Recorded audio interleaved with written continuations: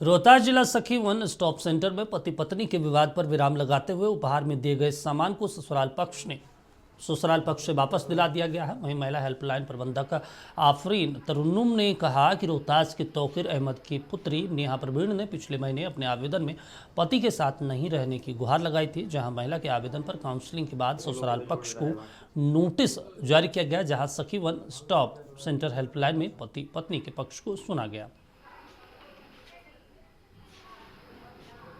मेरे पास नेहा परवीन आई थी, जिनका कहना था कि उनके पति उनके साथ नहीं रहते हैं, वो बाहर रहते हैं और उन दोनों में आपस में बहुत तनाव था।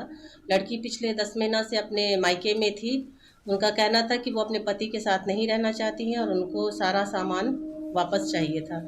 तो आज वो सामान सारा वापस दिलवा दिया गया है और लड़की जो है नेहा परवीन वो लेके जा रहे हैं। नहीं, हमको कोई दिक्कत नहीं। 2023 में 8 नवंबर को शादी हुआ था। क्या नाम है आपका? नेहा परवीन। पति का नाम? मोहम्मद दस्तगीर।